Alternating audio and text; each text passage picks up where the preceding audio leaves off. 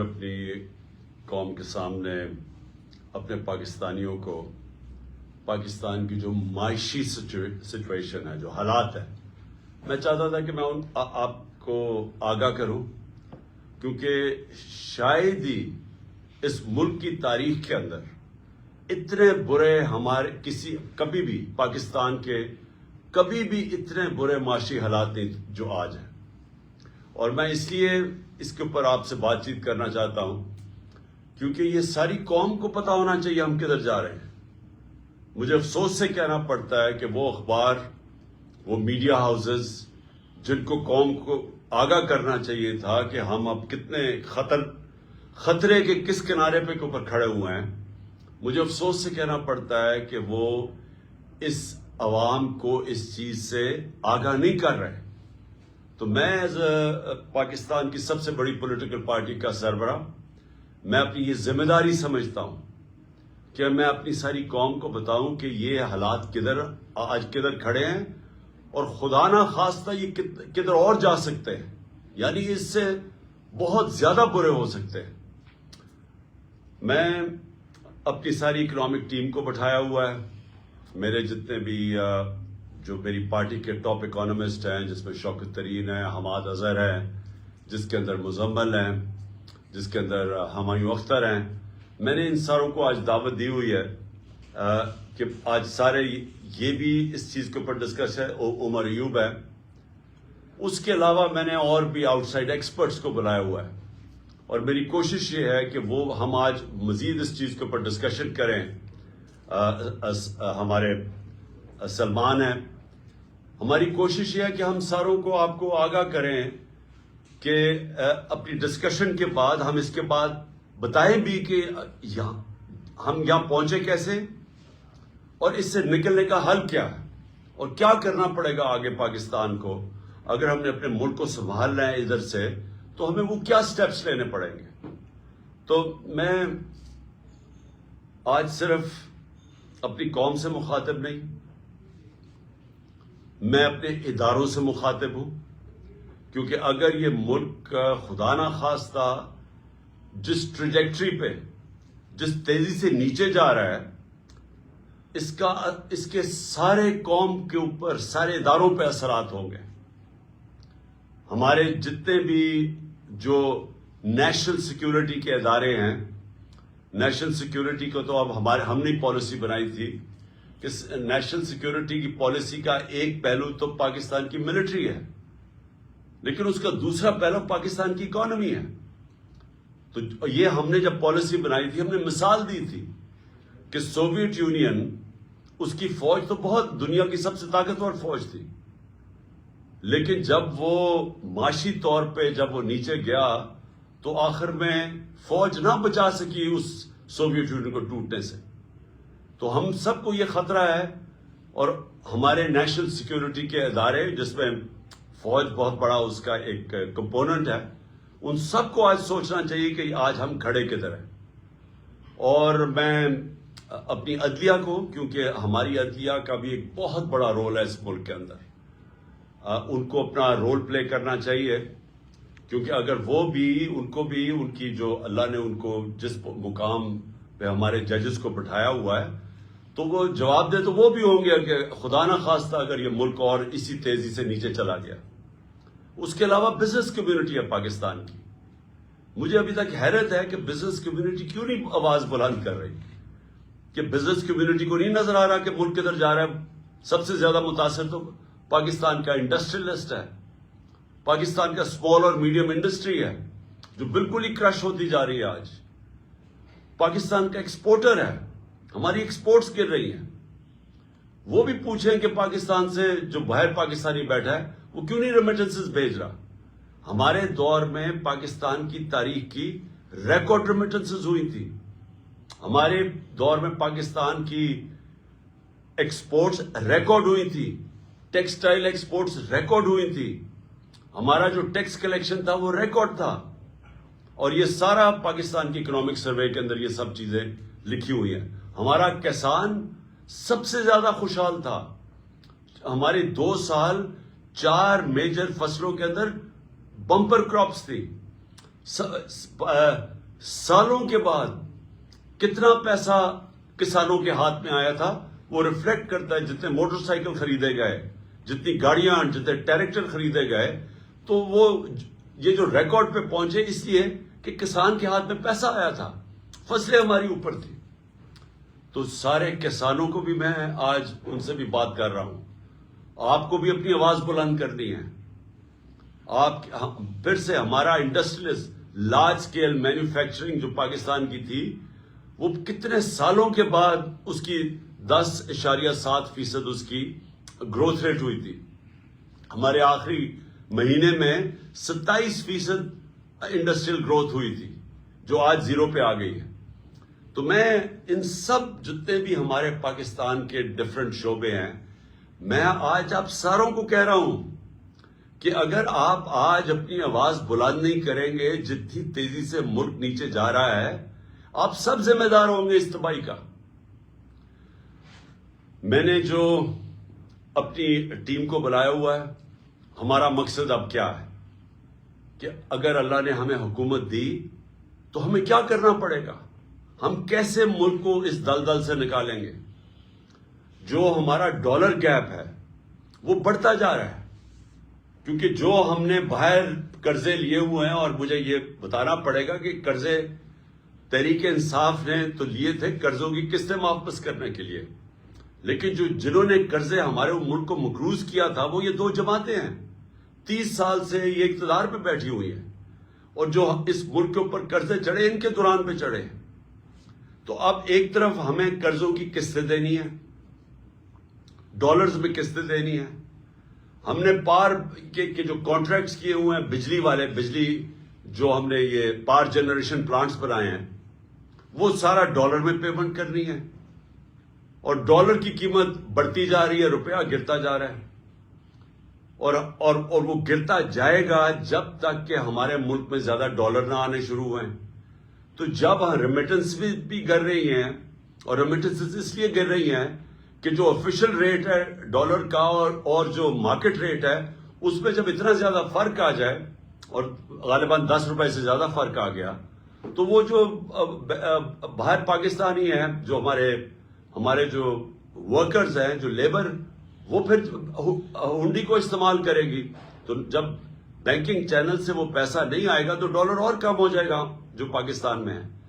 تو ایکسپورٹس بھی گر رہی ہیں, وہ بھی گر رہے ہیں, انویسٹمنٹ آ نہیں رہی, باہر کسی کو اب اعتماد نہیں رہا پاکستان کی اکانومی کے اوپر.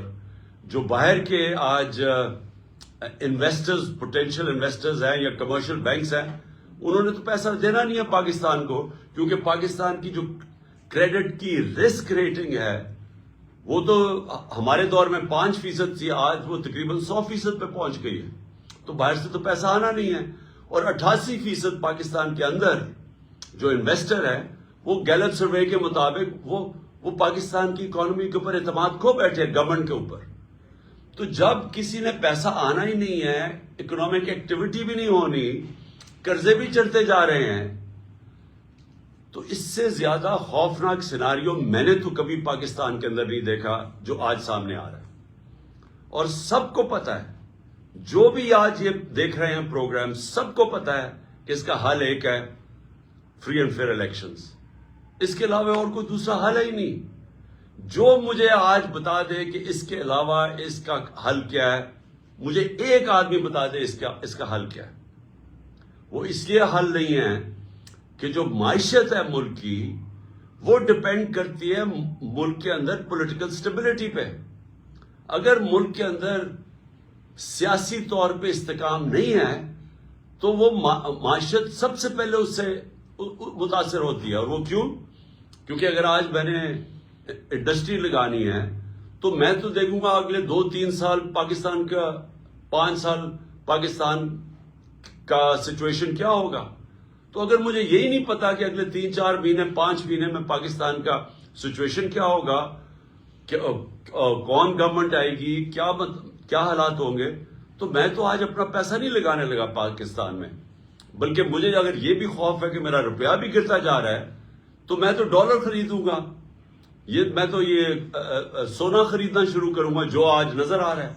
تو اس لیے میں سارے جتنے بھی لوگ یہ پروگرام دیکھ رہے ہیں، میں اب سب کو یہ پھر سے کہنا چاہتا ہوں کہ اگر آپ آج الیکشن کے لیے اپنی آواز بلند نہیں کریں گے تو آپ پھر بغیر سوچے آپ اصل میں اس پاکستان کو اس سیناریو میں دھکیل رہے ہوں گے کہ جدھر آگے اور معیشت نیچے جانے لگی ہے. تو میں چاہوں گا کہ اب میری جو پینل ہے اس پہ شوکت ترین ہمارے ایکس فارن منسٹر ہیں، میں چاہتا ہوں شوکت آپ پہلے اس کے اوپر بات کر لیں اور پھر ہمارے جو پینلسٹ آ رہے ہیں ان کو بھی انٹروڈیوس کروا دیں اور پھر کوشش کریں گے کہ اگر ہم پینلسٹ سے بھی تھوڑی سی بات چیت کروا لیں. جی شوکت. جی تھینک یو چیئرمین صاحب. دیکھیں سر، آپ نے تو بتا ہی دیا کہ ہم اس وقت جو ڈائر اسٹیٹس ہیں ہماری، جس میں انفلیشن جو ہے وہ 50 سال میں سب سے زیادہ ہے. ہمارے جو ریزروز ہیں وہ بالکل 1 مہینے کے وہ ہیں ریزروز ہیں، اور ہم نے سواپس کیے ہوئے ہیں، مطلب اپنے جو بینک ڈپازٹس کے. اس کا مطلب پریکیریس ہماری سچویشن ہے ریزروز کی. اور ہم نے یہ جو دیکھا جائے کہ جو آسک ہے جو آپ نے $40 بلین کی کہی ہے، اس کے بیچ میں جو ہے سب سے زیادہ ہمیں ہیلپ ملنی چاہیے ملٹی لیٹرل سے، کیونکہ ان کے بڑا ٹف پروگرام ہم کر رہے ہیں.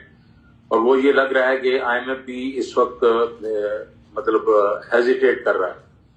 تو میں یہ چاہوں گا کہ یہ چند لوگ ہیں ہمارے بڑے نامور اکانومسٹ ہیں، یہ ہمیں یہ بتائیں کہ یہ پرابلمس تو ہم نے بتا دی ان کو اور وہ ساری ہماری قوم فیس کر رہی ہے، کہ اس میں سے ہم نے نکلنا کیسے ہے اگر جب ہماری انشاءاللہ حکومت وغیرہ آئے گی.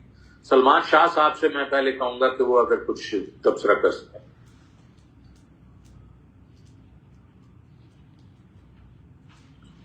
شاہ صاحب فریز ہو گئے. جی شکریہ Shaukat. Can you hear me? جی وی کین ہیئر. جی آئی تھنک سب سے پہلی بات تو یہ ہے کہ ہمیں کانفیڈنس دینا پڑے گا پوری اپنے لوگوں کو بھی اور بیرون ملک جو ہیں انویسٹرز یا کیپٹل مارکیٹس ہیں، اور ان سب کے لیے کانفیڈنس بہت امپورٹنٹ ہے. اور اس لیے آئی تھنک کہ آئی ایم ایف کو آن لائن کرنا بہت ضروری ہے.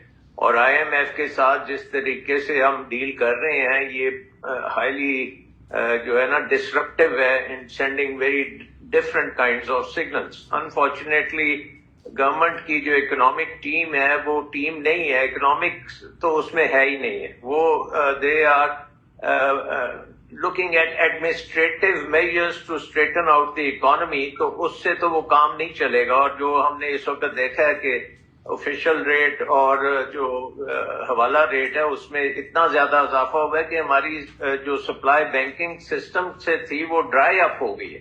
And it's a very logical thing, کیونکہ جس نے $250 پہ ڈالر جس کو مل سکتا ہے وہ 225 پہ کیوں بھیجے گا؟ So I think we have to make sure کہ آئی ایم ایف پروگرام کو ہم لیٹر اینڈ اسپرٹ میں امپلیمنٹ کرتے ہیں.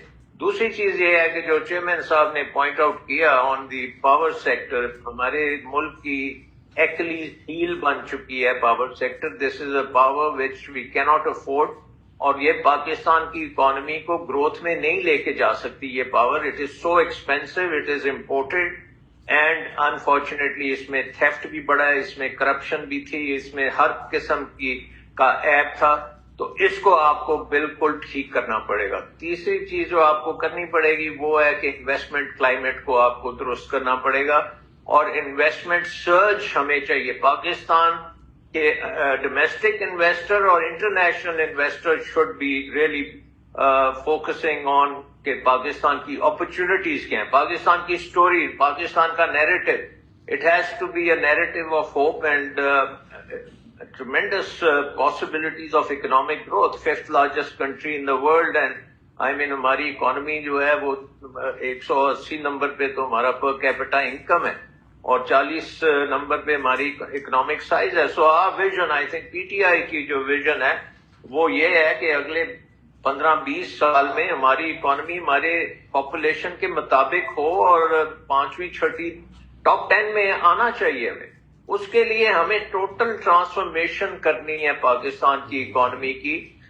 starting right from the districts of Pakistan, جہاں پہ لوگ رہتے ہیں, ان کو ہم نے امپاور کرنا ہے. وہاں پہ آلریڈی خاصی محنتی لوگ ہیں, اور وہ ایگریکلچر بھی کرتے ہیں, وہ انڈسٹری بھی چلا رہے ہیں, وہ ٹریڈ میں بھی ہیں, ٹرکنگ ہے, سارا کچھ ہے. ان کو ہم نے امپاور کرنا ہے, بیوروکریسی کے چنگل سے ان کو نکالنا ہے. We have to do lot of deregulation. سو ہم نے ٹوٹل ری ڈیزائن کرنا ہے اکانومی کو, اینڈ آئی تھنک کہ P T I is the only party which has that kind of a vision to do it. It's a difficult task, and I think we have to make sure we do it not for us but for our future generation. So number one, IMF program ko on track karein. Number two, get the energy sector moving again. Number three, get the investment moving again. Overseas Pakistanis ko mobilize karein and make Pakistan a real economic powerhouse. Aur jo hamare paas is waqt regulatory environment hai, unfortunately we are, in terms of productivity and competitiveness, we don't figure at all in major countries. تو اس کو ہم نے درست کرنا ہے. It's all a man-made problem. یہ bureaucratic problems جو ہیں, and آپ نے ڈاکٹر عشرت نے اتنی reports بنائی ہوئی ہیں, and all of those we need to implement them, and we need to make a smaller government, a very efficient government, and make Pakistan a powerhouse in the region at least. اور آئی think کہ جس میں آپ کے industry بھی بہت تیز ہو سکتی ہے, ایگریکلچر بہت زبردست ہو سکتا ہے. We are at right now at the bottom of the yields in terms of global productivity, اور اس کو انکریز کرنا کوئی راکٹ سائنس نہیں ہے. آئی مین پوری دنیا میں ہم نے دیکھا ہے کہ جہاں بھی آپ ایک سائنٹیفک بیسس پہ ایگریکلچر کرتے ہیں, right from the seed to the markets, تو things can start moving very sharply. And ساتھ ساتھ ہمارا جو سروسز سیکٹر ہے, آئی ٹی کے اوپر ہم نے پچھلے گورنمنٹ جب تھی ہماری تو ہم نے خاصا فوکس کیا تھا, and we could see the results. Actually جو کام پہ ہم نے فوکس کیا, we saw the results. We have now got to expand it to the entire economy. There are thousands of value chains in the country. ہر value chain کو ہم نے آزاد کرنا ہے. اکنامک فریڈم دینی ہے لوگوں کو, تاکہ وہ اپنی پوری قوت سے انٹرپرینیورشپ بھی کر سکیں اور ایکٹیویٹی بھی کر سکیں. تھینک یو ڈاکٹر صاحب. یہ اگلے 5 سال کا ہمارا پروگرام بلیک اینڈ وائٹ میں آ جانا چاہیے, and let's give it to the people کہ this is what we'll do.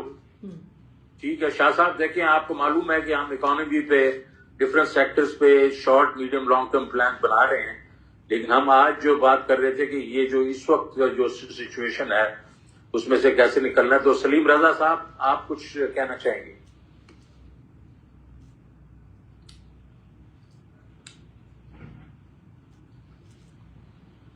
Saleem mute ہے. سلیم یو آر میوٹ. سلیم آپ میوٹ ہیں. تھینک یو, شکریہ.